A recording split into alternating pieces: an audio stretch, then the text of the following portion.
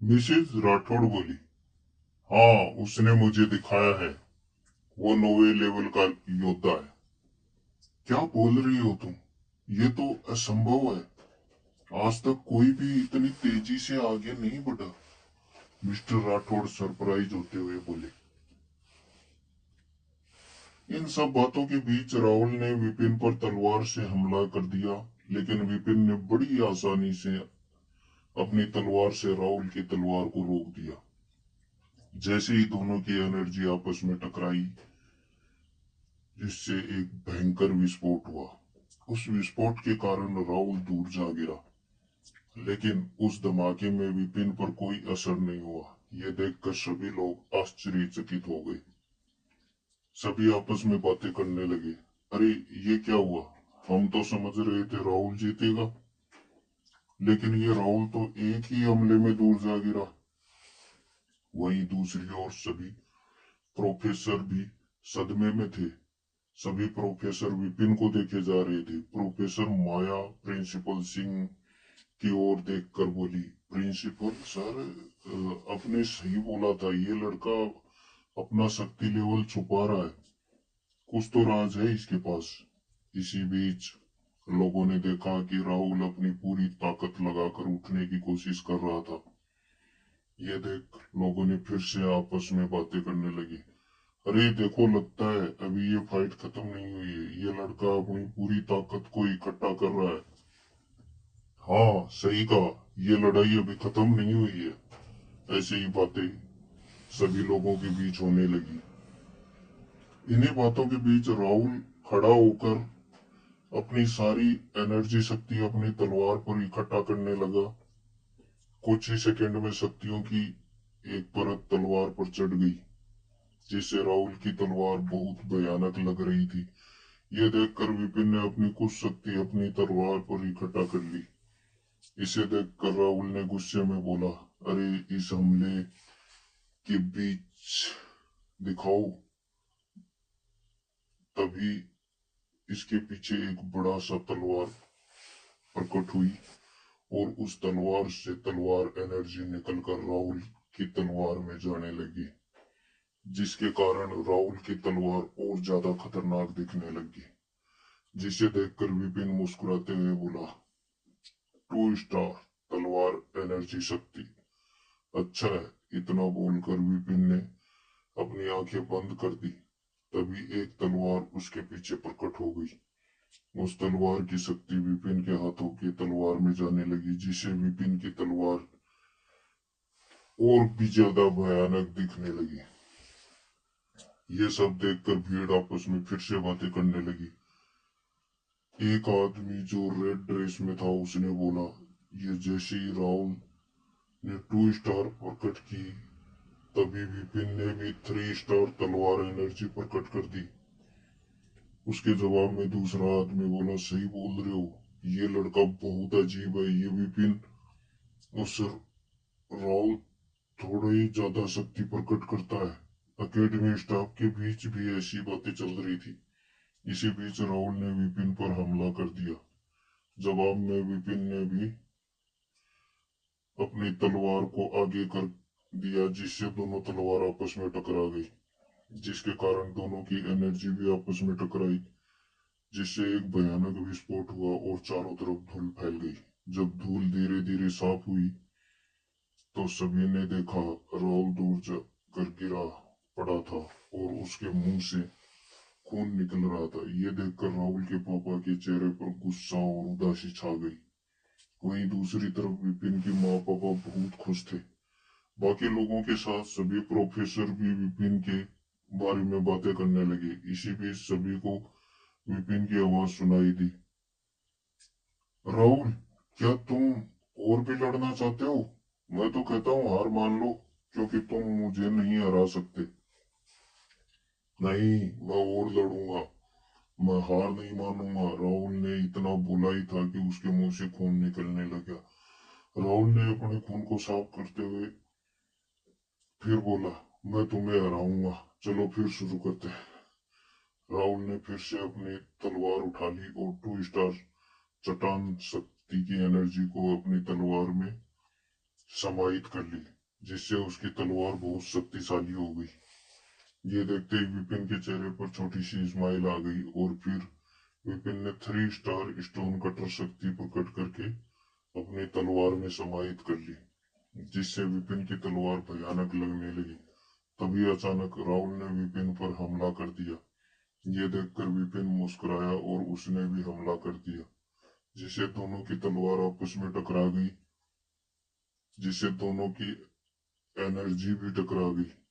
जैसे ही दोनों की एनर्जी आपस में टकराई, एक धमाका हुआ और राहुल दूर जा गिरा।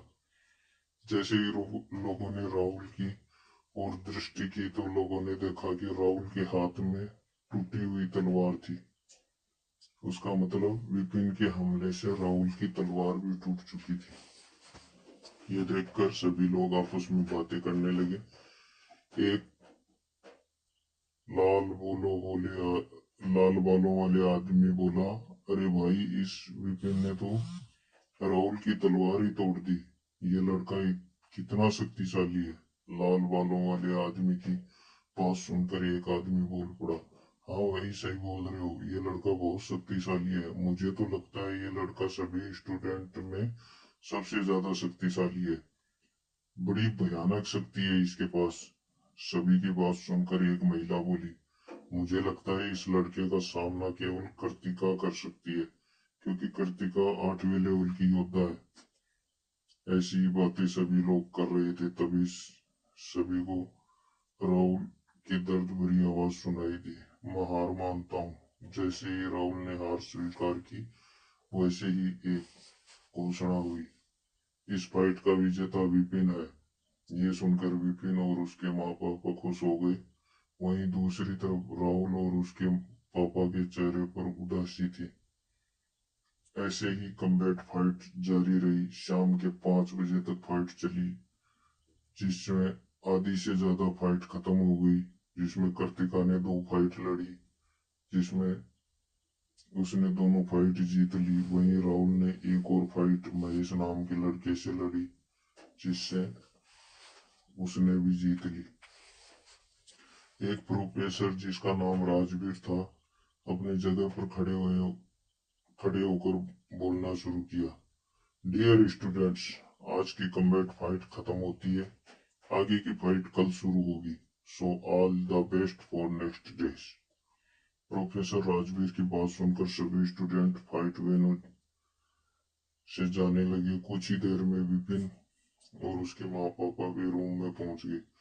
रूम में जाते ही मिस्टर राठौड़ खुश होते हुए विपिन से बोले, I am proud of you my son. Vipin, आज तुमने दिल खुश कर दिया। मुझे तो अब भी विश्वास नहीं हो रहा कि मेरा बेटा इतना शक्तिशाली है। मिस्टर राठौड़ की बात सुनकर मिसेज राठौड़ बोली, तो विश्वास कर लीजिए, क्योंकि आज विपिन ने जो शक्ति दिखाई है वो आधी भी नहीं थी। तो कल के लिए खुद को तैयार कर लीजिए। तुम क्या बोल रही हो? विपिन ने आज अपनी आधी शक्ति का ही उपयोग किया है। आखिर इसका लेवल है क्या? मैं तो समझा था कि 7वें लेवल का योद्धा है। मिस्टर राठौड़ आश्चर्यचकित होते हुए बोले, वो 7वें लेवल से भी ज्यादा शक्तिशाली है। विपिन 9वें लेवल का योद्धा है, मिसेज राठौड़ ने जवाब दिया। विपिन बगल में खड़ा होकर अपने माँ पापा की बातें सुन रहा था और मुस्कुरा रहा था। तभी उसके पापा उसकी तरफ खुश होते हुए बोले, विपिन, क्या तुम्हारी माँ जो बोल रही है वो सच है? क्या तुम 9वें लेवल के योद्धा हो? हाँ, ये सच है, मैं भूमंडल के 9वें लेवल का योद्धा हूँ, विपिन ने जवाब दिया। विपिन की बात सुनकर मिस्टर राठौड़ शॉक हो गए, लेकिन थोड़ी ही देर में होश में आ गए। फिर विपिन से पूछा, विपिन, तुमने अपनी शक्ति कैसे बढ़ाई? 3 साल पहले तक तो तुम्हारा लेवल तो बढ़ा ही नहीं था, फिर इस 3 सालों में 9वें लेवल तक कैसे पहुंच गए? आखिर किसने तुम्हारी मदद की? क्योंकि किसी की मदद से ही तुम इतनी जल्दी इतने शक्ति लेवल पर पहुंचे हो। आई एम सॉरी पापा, मैं आपको नहीं बता सकता, क्योंकि मेरे गुरु ने अपने बारे में किसी को बताने से मना किया था, विपिन बोला। मिस्टर राठौड़ थोड़ा मायूस होते हुए बोले, अच्छा ठीक है, मैं खुश हूँ, तुम अब शक्तिशाली हो। मुझे विश्वास है कि तुम्हारे गुरु एक अच्छे इंसान है। अपने पापा की बात सुनकर विपिन मुस्कुरा दिया। ऐसे ही बहुत देर तक बातें करते रहे। वहीं दूसरी ओर कृतिका अपने पापा प्रिंसिपल सिंह के साथ बैठी बातें कर रही थी। तभी प्रिंसिपल सिंह बोले, कृतिका, आज की सारी फाइट तुमने देखी या नहीं देखी? नहीं पापा, मैं अपने फाइट के बाद वाली फाइट नहीं देखी, लेकिन मैंने उसके बाद सारी फाइट देखी है, कृतिका ने जवाब दिया। यही तो तुमने मिस कर दिया, उसी फाइट में तुम्हारा सबसे बड़ा प्रतिद्वंदी था, प्रिंसिपल सिंह बोले। प्रिंसिपल सिंह की बात सुनकर कृतिका बोली, कौन पापा, कौन है वो जो मुझे टक्कर दे सकता है? उसका नाम बताइए। विपिन सिंह राठौड़ नाम है उसका। वो एक रहस्यमयी लड़का है। उसने आज एक 7वें लेवल के योद्धा को बड़ी आसानी से हरा दिया, और सबसे बड़ी बात, उसमें शक्तियों का लेवल किसी को पता नहीं चला, क्योंकि उसने अपनी एनर्जी शक्ति छुपा रखी है। कैसे पापा, ये कैसे संभव है? कोई उसके एनर्जी को देख क्यों नहीं पाया? ये तो सिर्फ कोई शक्तिशाली योद्धा ही कर सकता है, कृतिका ने अपने पापा से पूछा। क्योंकि उसके पास कोई विशेष शक्ति है जिसकी सहायता से एनर्जी शक्ति छुपाई जा सकती है, प्रिंसिपल सिंह बोले। आपने सही कहा पापा, मेरे सबसे बड़ा प्रतिद्वंदी वही है। मैं अपना ख्याल रखूंगी, कृतिका बोली। ऐसे ही बातें करते करते रात हो गई और सभी खाना खाने के बाद सोने चले गए। विपिन भी खाना खाने के बाद अपने रूम में चला गया, लेकिन वो सोया नहीं, बल्कि उसने आयामी दुनिया का दरवाजा खोला और उसके अंदर चला गया। जैसे ही विपिन अंदर गया, उसने देखा गुरु परशुराम एक किताब लिख रहे थे।